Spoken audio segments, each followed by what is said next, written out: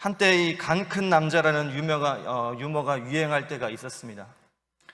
부부관계에서 이 남편이 아내의 눈치를 보지도 않고 또 하고 싶은 대로 결정하고 집안일을 돕지 않거나 가사 분담을 전혀 하지 않는 남자를 겁없는 남자, 즉 간 큰 남자라고 풍자했습니다.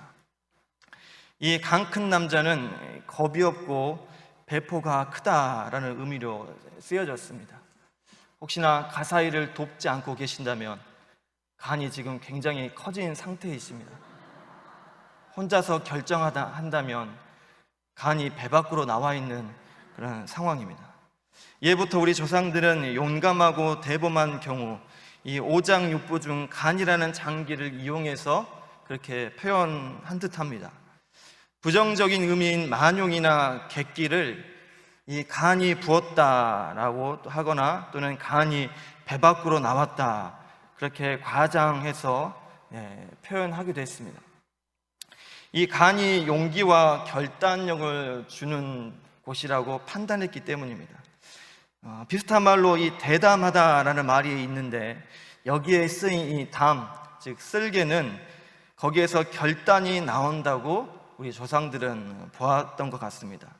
사리에 맞지 않고 또는 줏대 없이 행동하는 그들에게 무엇이라고 표현했습니까? 쓸개 빠진 놈이라고 표현했습니다. 그 이유는 결단을 주관하는 담의 특성 때문입니다. 이 간과 이 담은 봄날 땅을 뚫고 올라오는 새싹처럼 이 활력과 힘을 만들어주는 구실과 추진력을 의미한다고 합니다. 이 한의학에서 이 간은 몸의 모든 근육이 운동할 수 있는 이 에너지의 혈을 만들고 정신 활동의 요소가 있는 곳이라고 합니다. 이문규 장로님 맞습니까? 네, 제 정보가 옳았습니다. 그래서 이 간기가 부족하면 조그마한 일에도 두려워하고 겁을 내게 되고, 이 간기가 충만하면 두려움이 없으며 이 담기가 좋으면 주눅들지 않고 좋은 결정을 할 수 있다고 합니다. 우리가 이 공포 영화를 볼 때 죽은 줄 알았던 살인마가 벌떡 다시 일어나거나 어두운 골목길을 걸어갈 때 이 고양이가 갑자기 튀어나오면 간담이 서늘하다라고 이렇게 표현을 합니다. 이 간이 크다, 이거와 반대로 이렇게 크게 놀라는 상황에 처했을 때 우리는 흔히 간이 콩알만해졌다, 그렇게 표현하기도 합니다. 또는 간이 떨어질 뻔했다, 그렇게 얘기합니다. 이것도 맞는 얘기인가요? 이 황제내경이라는 이 중국의 이 전통 이 의학에서는 이 간에 혼이 담겨져 있는 것으로 보았는데, 이 간이 떨어질 뻔했다라고 하는 것은 혼이 나가고 정신이 나갈 정도로 많이 놀랐다라는 말이라고 합니다. 또한 놀라거나 무서움을 당하면 담이 상한다고 보는데, 얼굴이 시퍼렇게 희게 되는 것을 담이 무서움을 받았기 때문이다라고 이 부평의 인의 한의원의 이창렬 원장님은 말씀하셨습니다. 이건 제 지식이 아닙니다. 저에게는 이러한 지식이 없습니다. 이런 몸을 가진 인간은 이 동물 세계의 부분이기는 하지만 동물과 다른 것이 하나 있는데, 그것은 바로 이 생각하는 기능을 가지고 있다는 것입니다. 그래서 인간은 이 동물과 차별화가 될 수가 있는 것입니다. 인간은 생각하는 존재이므로, 따라서 생각하지 않는다면 감히 그를 인간이라고 할 수 없다라고 말할 정도로 인간에게 주어진 특별한 능력, 이 생각은 인간에게 반드시 필요한 것입니다. 이 프랑스의 철학자인 블레즈 파스칼은 이렇게 이야기했습니다. 인간은 갈대이며 자연계에서 가장 취약한 존재다. 자연은 물 한 방울의 결핍으로도 그를 죽음에 이르게 할 수 있으나, 자연이 아무리 위대하다 한들 인간이 생각하는 바를 이룰 수가 없어 인간이 자연을 지배하게 되었다. 즉, 인간이 엄청난 이 자연을 지배할 수 있었던 가장 큰 이유는 바로 인간이 생각하는 존재이기 때문입니다. 자연에는 이 위대한 법칙들이 많으나 그것은 생각하는 기능이나 지혜에 의함이 아니요 원인에 따른 결과뿐이라고 또한 설명합니다. 이 생각이라는 능력은 교육으로 양성되어지기보다도 태생적으로 가지고 태어난다라고 이야기합니다. 우리가 학문을 아무리 많이 닫고 그 사람이 생각하는 기능을 소유했다면 그것은 큰 오산이며, 생각하는 기능은 지혜의 소관이며 지식의 소관이라는 것입니다. 생각이라는 능력은 즉 하나님께서 인간에게만 특별하게 주신 영역이라고 할 수 있는 것입니다. 그렇기에 이 생각이나 이 마음은 누구에게도 지배받지 않고 통제받지 않는다는 것입니다. 혹시 여러분 지금 제가 무슨 생각을 하고 있는지 아십니까? 옆에 계신 분들이 어떤 생각을 하고 계시는지 아십니까? 수십 년 동안 함께 살아왔던 내 남편과 내 아내, 그의 마음을, 그의 말을 듣지 않고도 우리가 그의 마음과 생각을 알 수 있습니까? 알 수가 없습니다. 그렇기에 어쩌면 이 생각과 이 마음이라는 것은 하나님께서 인간에게 주신 굉장한 축복이며 자유인 것입니다. 이 생각하는 것이 있으니 내 마음대로 상상해 볼 수 있고 삶을 펼쳐볼 수 있고 그려볼 수가 있는 것입니다. 현실은 가난하지만 부자가 된 나를 생각해 보기도 하고, 몸이 아프고 병들어 있지만 건강해진 나를 생각해 볼 수도 있고, 지금은 예쁘지는 않지만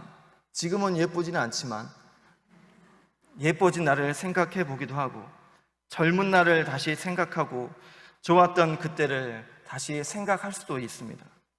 때로는 생각으로 복수도 하고 따져보기도 하고 소리도 질러보고 생각으로 스트레스도 풀어볼 수가 있는 것입니다. 남에게 나의 생각과 마음을 들키지 않고 숨길 수 있으니 우리 인간은 얼마든지 마음으로 생각할 수 있습니다.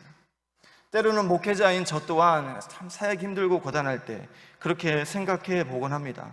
나도 그냥 평범하게 살아보면 어떨까? 나도 그냥 평범하게 살고 싶다라고 생각을 해봅니다. 물론 생각뿐입니다.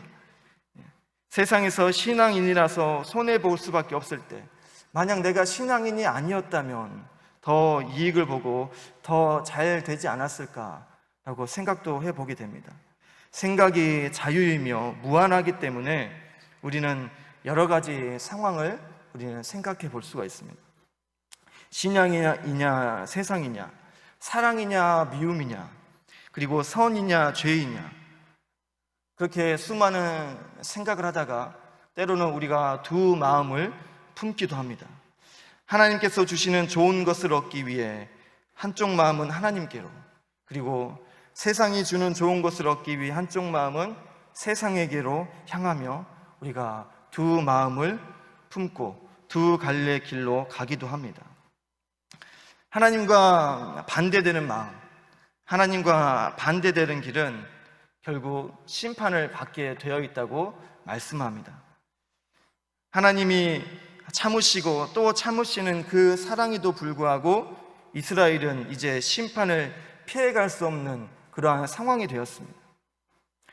이스라엘은 좋은 열매에 맺지 않고, 그리고 제 마음대로 크는 포도나무라고 오늘 말씀에서 그렇게 이야기하고 있습니다. 이사야 5장 1절에서 7절 말씀에서 이런 이야기를 다루고 있습니다. 하나님께서 가장 좋은 종자의 포도나무를 구해서 좋은 땅에 정성스럽게 심고 가꾸었던 농부로 등장하시는데, 이 농부는 자연히 좋은 열매를 바라고 있지만 그 나무는 오히려 들포도를 내고만 있고, 그로 인하여 농부는 탄식한다고 이야기합니다.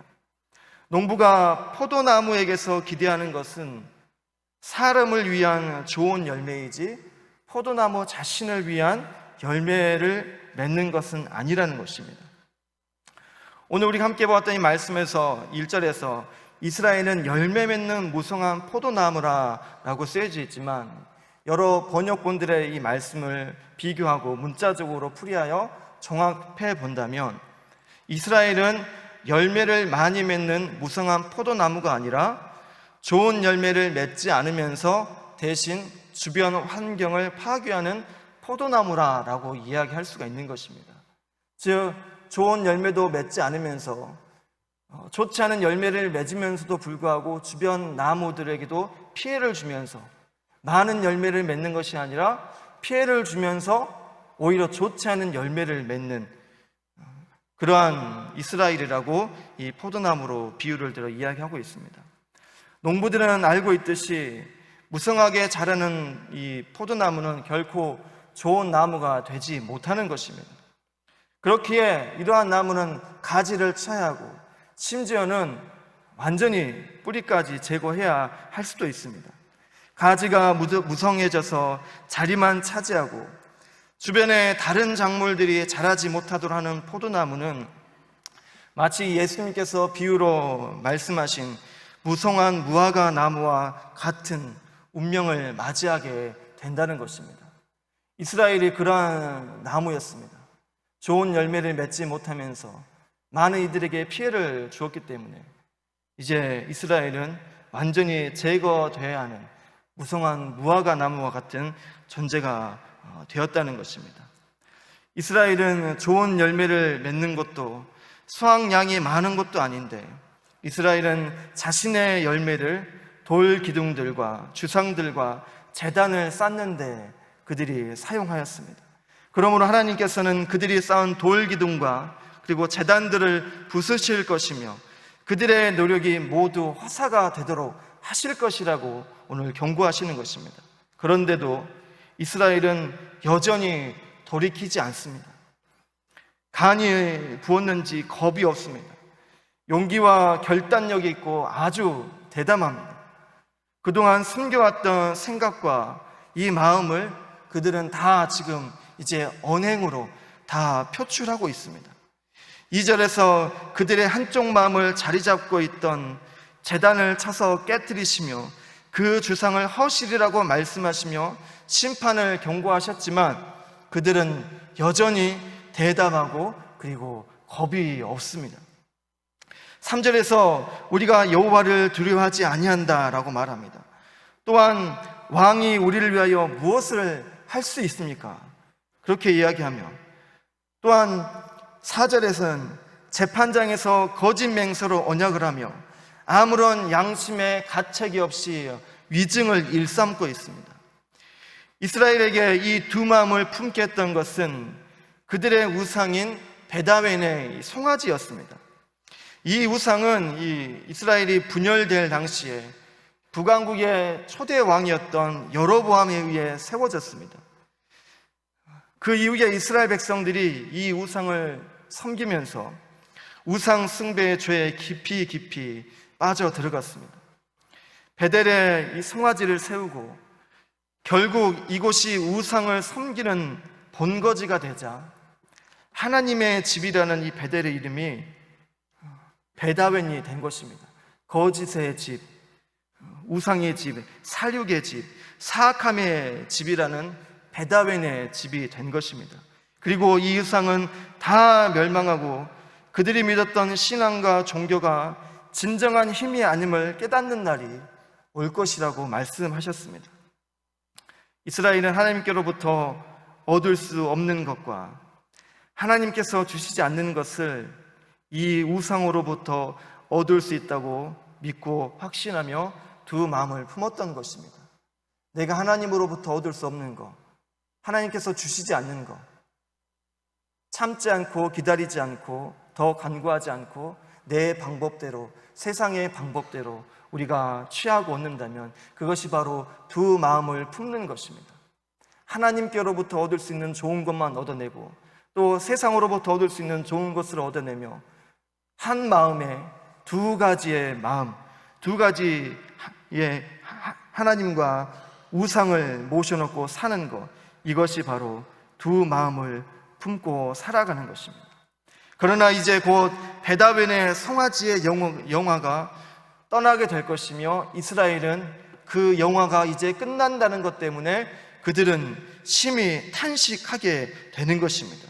그들이 그토록 신성시하고 귀하게 여겼던 금 송아지는 이스라엘의 멸망과 함께 아수르로 옮겨지는데 그 송아지는 아수르에서 수치를 당하고 그들은 부끄러움을 당하게 된다는 것입니다. 그들이 두 마음을 품었기 때문입니다. 그들의 왕 또한 물 위에 있는 거품과 같이 완전히 멸망하고 사라져버리고 아웬의 산당은 파괴되고 무너지게 되는 것이 이제 이스라엘의 결말이 되는 것입니다.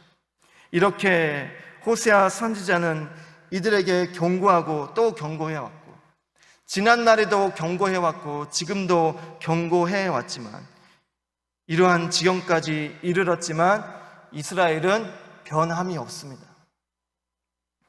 요동하지 않습니다. 이 모두가 이스라엘이 두 마음을 품고 있기 때문입니다. 하나님이 아니라도 다른 한쪽에 자리 잡고 있는 우상이 책임져 줄 것이라는 믿음이 있기 때문에 겁이 없는 것입니다. 하나님이 우리를 버리시라 할지라도, 나를 버리시라 할지라도 내 안에 있는 다른 마음 한켠에 있는 그 우상이 나를 지켜줄 것이다. 하나님으로부터 버림받은 나를 거두어 줄 것이다. 그런 두 마음을 품고 있기 때문에 이스라엘은 지금 이러한 경고에도 불구하고 전혀 요동하지 않고 겁이 없고 하나님께로 돌아오고 있지 않는다는 것입니다. 하나님의 마음인 사랑은 작아지고 죄라는 마음은 갈수록 커져가며 죄에 대해 무뎌지고 마음을 완전히 정복당하게 되었습니다. 우리의 마음이 이러하기에, 우리의 생각이 이러하기에, 그렇기에 우리는 이 생각과 마음을 우리는 잘 활용해야 합니다. 이 마음을 언행으로 표현해야 할 일이 있고 표현하지 말아야 할 일이 있는 것입니다. 사랑하는 마음과 용서하는 마음, 위로하는 마음, 우리가 언행으로 표현해야 할까요? 말아야 할까요? 이러한 마음들은 마음으로만 간직하는 것이 아니라 우리의 입술과 몸으로, 언행으로 이러한 마음은 우리가 표현해야 되는 것입니다. 마음 안에 사랑을 간직하고 있다고 해서 상대방이, 내 아내와 내 남편이 나의 이 사랑의 마음을 발견하고 알 수 있습니까? 절대 모릅니다. 표현해야 합니다. 사랑의 마음과 위로의 마음과 격려의 말들은 우리가 마음으로만 간직하고 있는 것이 아니라 이러한 마음들은 우리가 표출하고 표현해야 하는 것입니다. 그렇다면 반대로 미워하는 마음, 질투나고 화나는 마음, 심지어 죽이고 싶은 마음은 우리가 표현해야 할까요? 말아야 할까요? 이런 마음들은 표현하지 않는 게 좋을 것입니다. 지적하고 싶고 가르쳐주고 싶고 미워하고 싶은 마음, 그런 마음이 있을지라도 우리가 이런 마음들은 표현하지 않고 조금 더 참아주고 기다려준다면 하나님께서 해결해 주실 것이고 깨닫게 될 것이라는 마음을 가지고 이러한 미움의 마음과 질투의 마음과 저주의 마음들, 죽이고 싶은 마음들은 우리가 표현하지 않고 표출하지 않아야 한다는 것입니다. 긍정적인 생각은 우리가 얼마든지 언행으로 표현해야 합니다. 이는 우리 모두를 행복하게 하는 일입니다. 그러나 부정적인 생각, 언행으로, 이런 생각들은 언행으로 표현되고 표출되면 심각한 문제가 되는 것입니다. 마치 이스라엘이 표현하지 말아야 했던, 그동안 가지고 있었던 죄악된 마음들, 그런 마음들을 이제 조금 더 꺼리낌 없이 이들이 표현하고 있습니다. 우리가 이제는 하나님을 두려워하지 않습니다. 우리에게 왕이 이제는 필요 없습니다. 왕이 우리를 위해 무엇을 해줄 수 있습니까? 그동안 그들의 마음 가운데 자리 잡고 있었던 이 죄악된 마음들, 조금도 두려워하지 아니하고 이스라엘은 과감 없이 이 마음들을 표출해내고 있는 것입니다. 심각한 문제가 되는 것입니다. 이 생각과 마음은 자유입니다. 생각이 범죄가 되지 않습니다. 생각으로 훔치고 마음으로 간음하고 살인했다고 해서 범죄로 성립되지 않습니다. 저 사람이 생각으로 저를 살인하고 간음했습니다. 이것이 처벌이 됩니까? 되지 않습니다. 생각과 마음은 자유이고 무죄이고 합법입니다. 그러나 이 모두는 비신앙인들의 것입니다. 그리스도인에게는 해당되지 않는 이야기입니다. 하나님은 우리의 이러한 생각과 마음도 모두가 죄라고 말씀하셨습니다. 세상은 이러한 마음의 죄, 마음의 살인, 마음의 간음을 죄로 여기지 않습니다. 하지만 하나님은 마음의 죄까지도 모두가 죄라고 말씀하셨습니다. 사람에게는 생각과 마음을 숨길 수 있지만 하나님에게는 숨길 수가 없습니다. 하나님께서는 우리의 모든 생각과 마음을 아시기에 우리의 생각과 마음이라는 이 공간 안에 계시기 때문에 우리의 모든 생각과 마음을 다 아십니다. 그러하기 때문에 그 공간 안에 계시는 하나님에게는 우리의 마음의 죄라 할지라도, 마음의 살인이고 마음의 간음이고 마음의 질투라 할지라도 그것은 죄가 되는 것입니다. 그렇기에 그리스도인은 생각과 마음으로도 범죄하지 않기 위해 우리는 힘써 노력해야 합니다.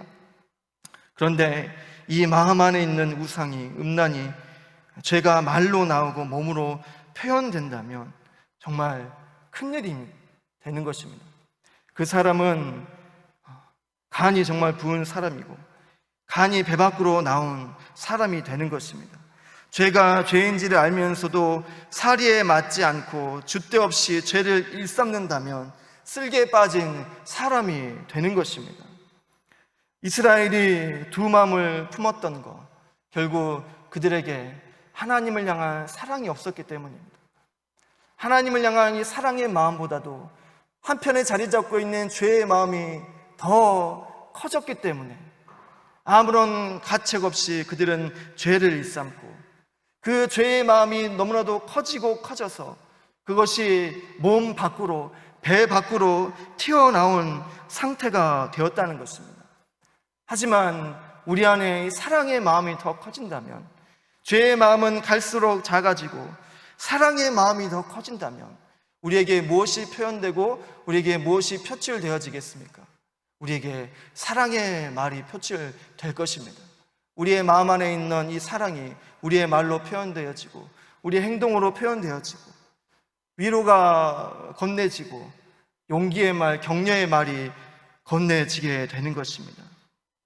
죄의 마음은 콩알만해지고 좁쌀만해져서 우리의 신앙생활에 아무런 지장이 없기를 간절히 원하고 소망합니다.